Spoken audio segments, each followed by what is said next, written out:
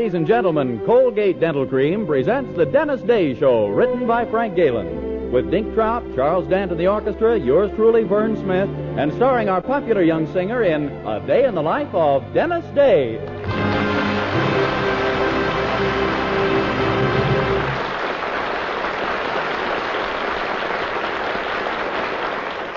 Twice a day and before every date, use Colgate Dental Cream to clean your breath while you clean your teeth.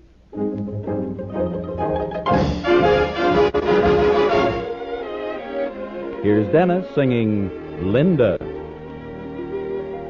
When I go to sleep, I never count sheep. I count all the charms about Linda. And lately it seems in all of my dreams I walk with my arms about Linda. But what good does it do me? For Linda doesn't know I exist. Can't help feeling gloomy. Think of all the lovin' I've missed. We pass on the street, my heart skips a beat. I say to myself, hello, Linda. If only she'd smile, I'd stop her a while. Then I would get to know Linda. But miracles still happen. And when my lucky star begins to shine, with one lucky break, I'll make Linda mine. Oh, miracles still happen. And when my lucky star begins to shine, with one lucky break, I'll make Linda mine.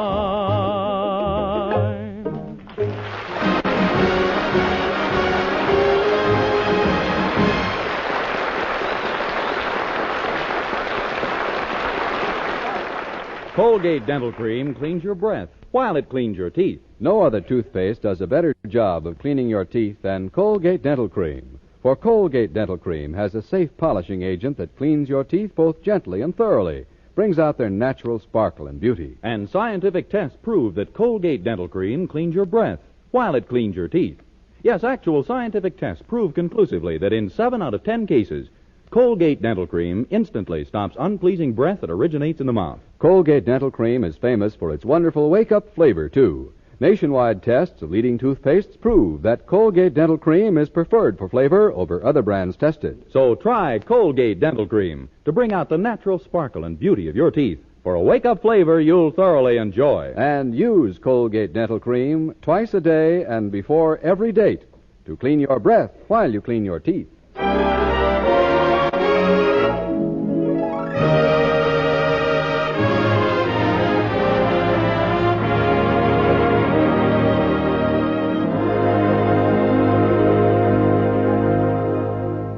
Well, just about the last person in the whole world you'd suspect of being up to something devilish is the husband of our young hero's landlady.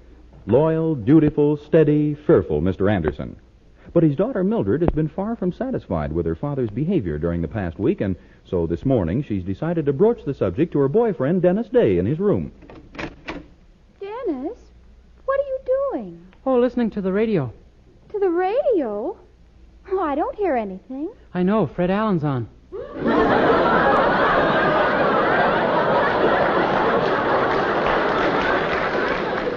Well, turn it off. I want to talk to you. Okay.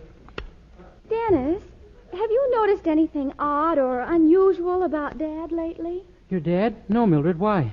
Well, he's been acting strangely all week. Gee, really? He hasn't been near Mother for whole days at a time. And besides that, he's been acting strangely, huh? We hardly ever see him anymore. Why, at dinner he barely gets through the first course before he disappears somewhere. I don't understand it. Me either. He certainly should be used to the food by now. It isn't the food. My father's up to something. Oh, gosh, you really think so? I do. Dennis, you don't suppose... Oh, no. No, it's impossible. Well, that's silly. Nothing is impossible. What were you thinking of? Another woman. Beg pardon, I was wrong.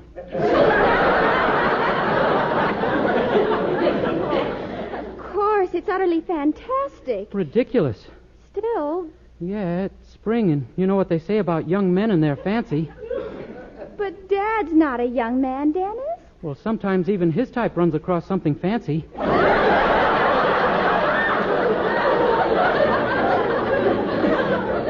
You really think it might be an affair d'amour? Oh, I don't know whether she's French or not. But you do think he might be interested in another woman. Oh, Dennis, I can't believe it. Me either, really. But, Dennis, we've simply got to know the truth. Yeah. If it's what we suspect, we might be able to break it up before Mother hears about it. Think what'll happen to her if she finds out about my father. I wouldn't want to be in his shoes either. Now, look. Daddy's in the next room. You're going in there and find out what he's up to. You mean right now? Yes, only for heaven's sakes, be tactful. If you're not subtle about it, he won't tell you a thing. Okay, I'll kind of ease into it slowly. I can be pretty sly, you know. Oh, good. I'll wait here for you. Go on now. Morning, Mr. Anderson. Morning, my boy.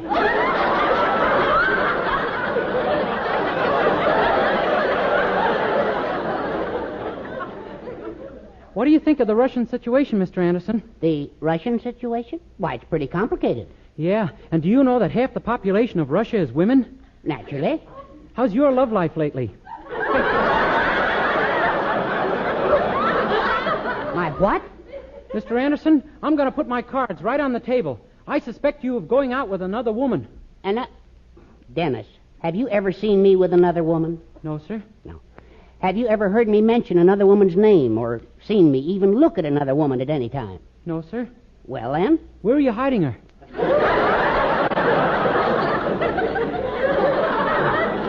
I'm afraid we're discussing a pleasant impossibility. Now, believe me, it isn't so. No? Then where do you rush off to every night after dinner? To the public library. Aha, now we're getting somewhere. A beautiful librarian, huh? Dennis, in the Weaverville Library, the only thing you'll find well stacked are the books.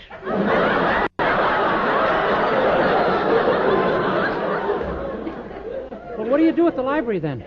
Well, now, if you'll promise me to keep it a secret, I'll tell you. Oh, sure, I promise. All right? Now, I've been looking up some old newspaper files. You see, I've been writing a story. A story? That's right.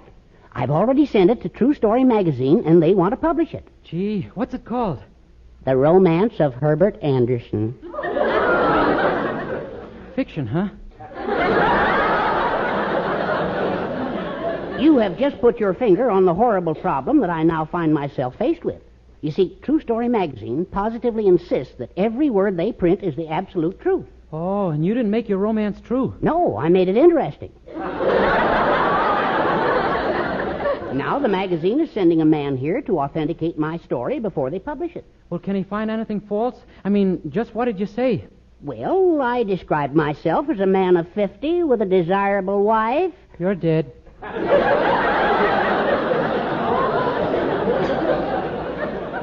I could get by with that, but you see, as an added touch, I mentioned our children. Oh, one daughter could hardly be considered children, huh? Exactly. Well, maybe you could say it was a little mistake that you lost count. Well, hardly, because I described the other child in considerable detail. A boy, I said it was. A brilliant boy who less than a year ago had received his doctorate from Harvard. Gee, you are in a mess. When will this fellow from True Story be here? Well, this afternoon, according to the wire I got. This afternoon? Gosh, even if Mrs. Anderson presented you with a son right now, he could never get through Harvard in time. Well, not a hard school like Harvard, no. Well, let's not give up yet, Mr. Anderson. There's got to be a way out of this thing somehow. Oh, I hope so. Now, don't you worry. I've got a brain, and Mildred's got a brain, and between our two brains, she's sure to think of something.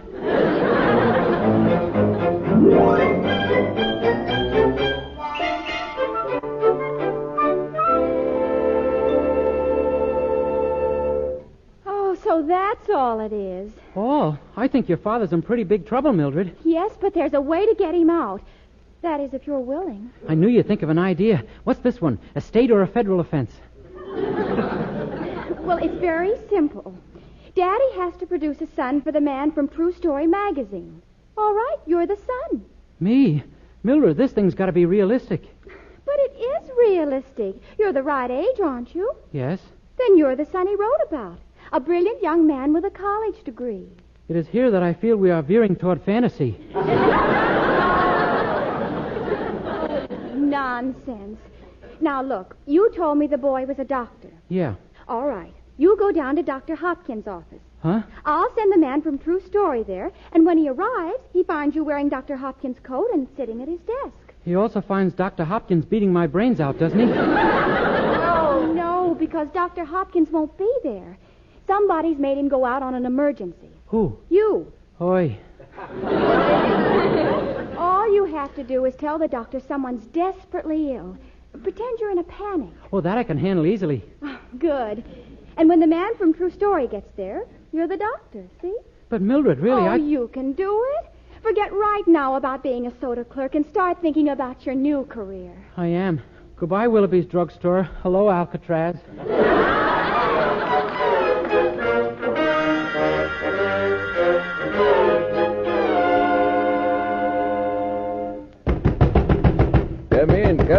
Come in. Dr. Hopkins, Dr. Hopkins. Yes, boy, what is it? An emergency, Doctor. My sister. Your sister? Yeah, she's doubled up in agony. Her face has turned green, her teeth are falling out, and she's got a temperature of 109. What? Yeah, we think she's sick. Good gracious. Has she been in this condition long? Since January. January? Why do you come to me now? Well, today she started to complain. Could you go right away, Doctor? Yes, of course. What's the address? 120 Cedar Road. It's out in the middle of the woods, 10 miles from here. Good heavens. How could you have picked such an out-of-the-way spot? It wasn't easy. Gracious, I'd better call the hospital and have them drive me over in the ambulance. An ambulance? Of course. Yes. The driver will find the place. Doc, it's beautiful out. Why don't you walk? Don't be a fool. I'll go over to the hospital and pick up the ambulance there. And you stay here and watch the office for me till I get back, understand? Yes, sir. Gee, it worked like a charm. This must be one of my abnormal days. Oh, gosh, what do I do now? Maybe it's Mildred. Hello? Yes, this is Dr. Hopkins' office, but... What? Your wife is about to have a baby, and what should you do? Well, humor her, I guess. Let her have it.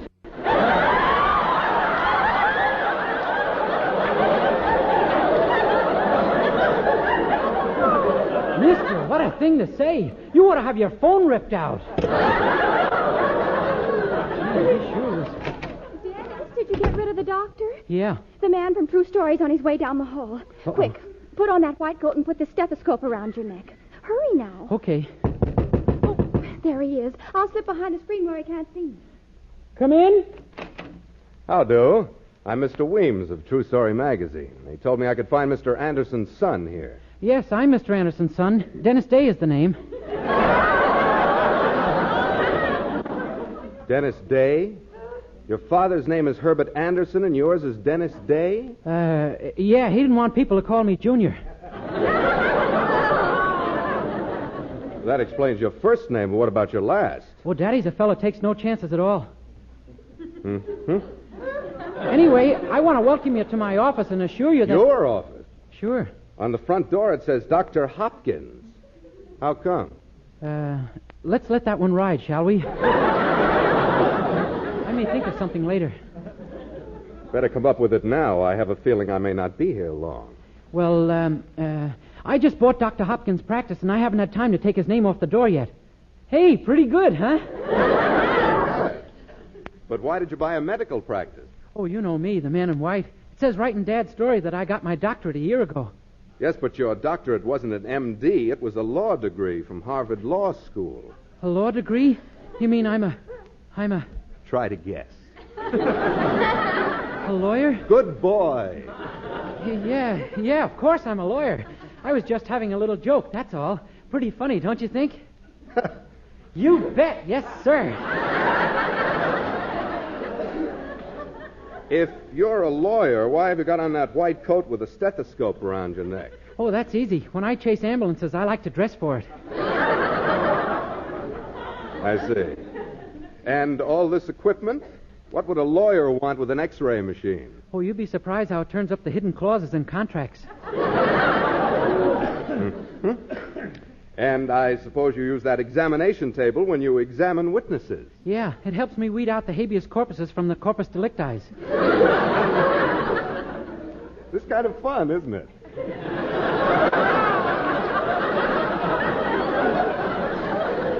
I hope so. You don't expect me to swallow this, do you, Mr. Day? I'd be terribly grateful. Well, you do have some awfully novel ideas for a lawyer. Yeah, they come when I least expect them. You and Clarence Darrow, eh? No, I like to work alone. Who has a better right? Well, Mr. Day, True Story magazine, as you know, prints nothing but the truth. So until I can check on this matter elsewhere, I suggest you plead nolo contendere, so to speak. Oh, I will. I'll plead just what you said. You're not familiar with that common legal phrase? I'm a Harvard man, Mr. Weems. We'd hardly learn common phrases there.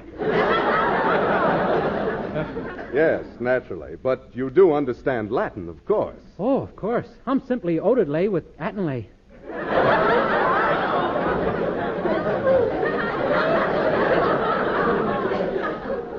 You are indeed loaded with something or other. Well, goodbye, Mr. Day. Let's not do it again real soon, shall we? Dennis, is he gone? Yeah. You know something, Mildred? I have a feeling he didn't believe a word I said. I'm afraid you're right. But there's nothing we can do now but hope for the best. Don't lose confidence. Oh, I won't. But just in case, when you get home tonight, would you bake me a cake with a file in it? Oh, no, Dennis, you must. Uh-oh, he's back again. Quick, behind the screen. Okay. Come in. Now, look, Mr. Weems, Stand still, Doc. This ain't a water pistol I got in my hand. I need a doctor. But... You're coming with me, Doc. The boss needs you fast, and he needs you bad. A car just went past him, and now he's got 2 bullets in his stomach. Gosh, I realize that drivers are always thinking up new things to do to pedestrians, but... Come on, get your things on, Doc. I ain't fooling. No, wait. You're making a mistake. I'm not a doctor. No? Then what are you doing in this office with a white coat on and a stethoscope around your neck? Oh, I was trying to convince someone that I was a lawyer. Sounds weak, huh? Doc, I'm warning you for the last time. The boss needs someone to pick those bullets out of him. And if I refuse? You go anyway. Then you and the boss can pick the bullets out of each other. I see what you mean. You're an excellent salesman. Thank you. Now, are you coming? Yes, sir, only, what if I weren't a doctor? I'd blow your brains out, mister. Call me Doc. Come on. We wasted enough time. Our hideout is the old Foster place on Pine Hill. Here's your little black bag. Now, come on, let's go. Yes, sir. Oh, Dennis, my poor darling. I've got to do something. But what? They'll kill him, those horrible men. He'll be dead. And that fellow he takes the bullets out of, he won't do well either. Oh, I just got to do something. The Foster place on Pine Hill.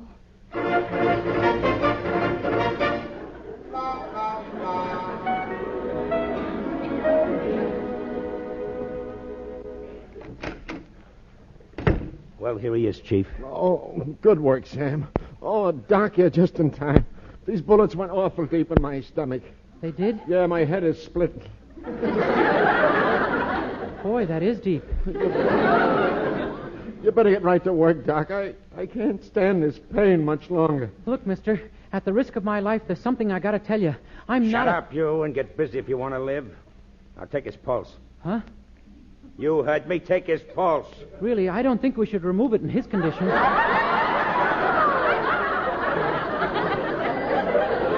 What are you talking about? All you got to do is feel it. Oh. Well, what are you waiting for? Go ahead and feel his pulse. Yes, sir. If you'll find it, I'll be glad to feel it. What? Oh, never mind the pulse, Doc. A blood count is more important anyway. A blood count? Yeah, go ahead. Take one. Oh, I don't have to. I can tell without counting them that you have fewer than you used to. You know something, boss? I think you're in trouble. You're telling me. But the heat's on, Sam. We got to get out of here. Oh, go after those bullets, Doc. I'll tell you what, let's leave him in. A lot of iron and bullets, you know, and the system requires iron to... Shut up!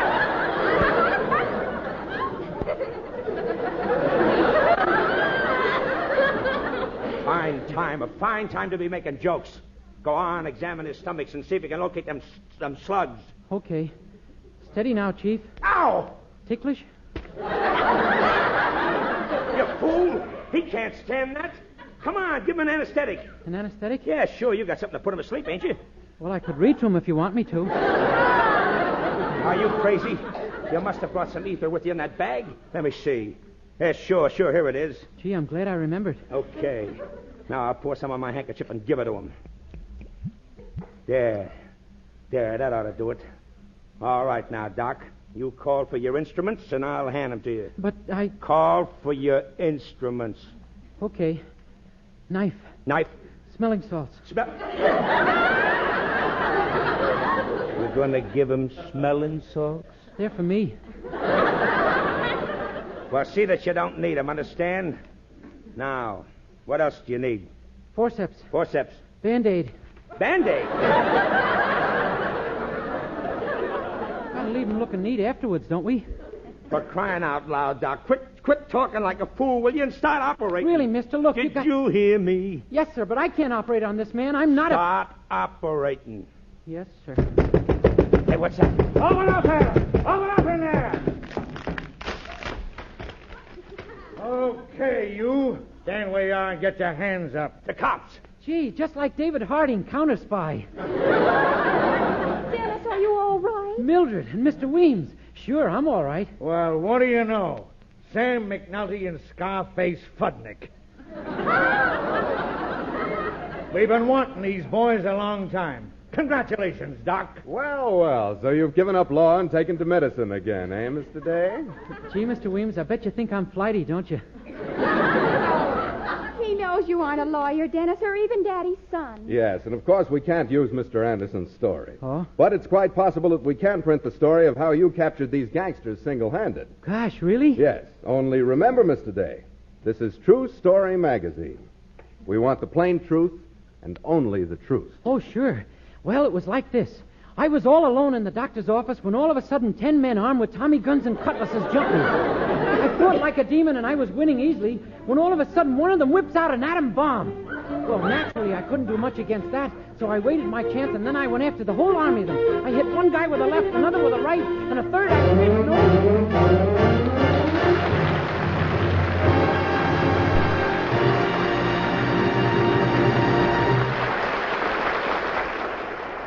No, the story of how Dennis Day routed the gangsters will not be found in True Story magazine. But the story of Dennis's life, entitled Okay, I'll Talk, definitely is in the current issue. True Story magazine on sale at all newsstands. Dennis Day will be back in just a moment with a song. But first, here's a fact worth knowing. Colgate Dental Cream cleans your breath while it cleans your teeth. And that's important, as our Colgate players are going to demonstrate for you.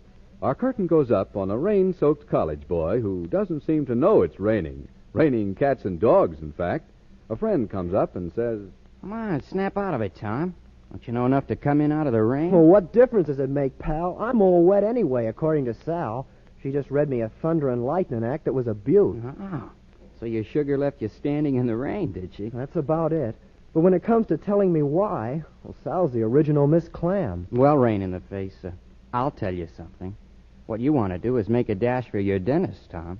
And here's what Tom found out. Scientific tests have proved that in 7 out of 10 cases, Colgate Dental Cream instantly stops unpleasing breath that originates in the mouth. What's more, Colgate Dental Cream's safe polishing agent brings out the natural sparkle of your teeth, cleans them thoroughly and safely. Yes, Colgate Dental Cream cleans your breath while it cleans your teeth. And Colgate Dental Cream is famous for its wonderful wake-up flavor, too. In fact, nationwide tests of leading toothpastes prove that Colgate Dental Cream is preferred for flavor over other brands tested. So, to clean your teeth thoroughly and safely, for a wake-up flavor everyone enjoys, use Colgate Dental Cream. Remember, Colgate Dental Cream cleans your breath while it cleans your teeth. With Charles Dant and the orchestra, here's Dennis to sing the current favorite, I Want to Thank Your Folks. I want to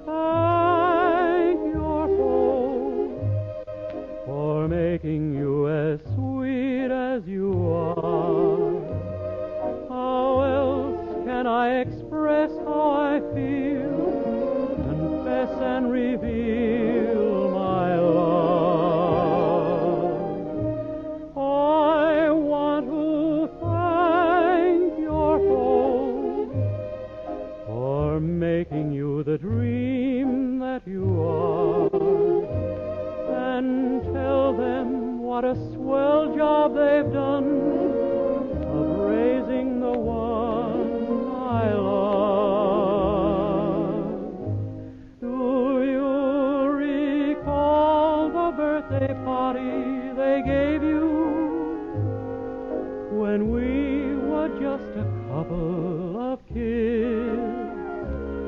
Well, suppose they hadn't thought of inviting me to see what I have missed.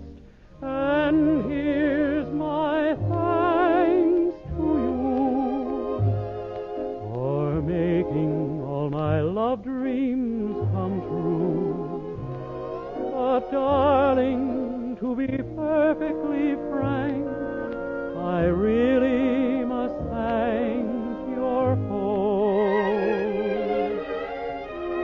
Do you recall the birthday party they gave you when we were just a couple of kids?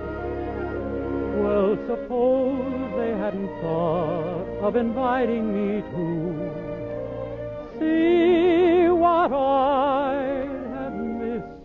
And here's my thanks to you for making all my love dreams come true. But darling, to be perfectly frank, I really must thank your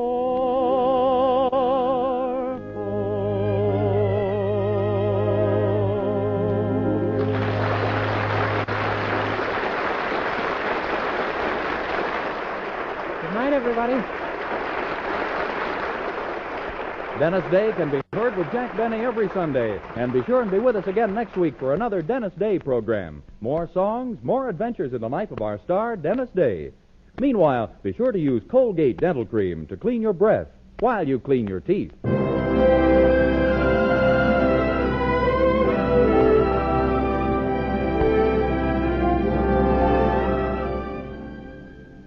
Lovely Joan Bennett is another famous Hollywood star to rave over Cashmere Bouquet Beau Cake, the new cake makeup sensation. Joan Bennett says, "I'm wild over Cashmere Bouquet Beau Cake. So clever, so practical, with a makeup sponge in its own moisture-proof compartment right in the compact." Yes, Cashmere Bouquet Beau Cake, for the first time, brings you the makeup sponge right inside the case. Buy the new cake makeup sensation, Cashmere Bouquet Beau Cake, at cosmetic counters today.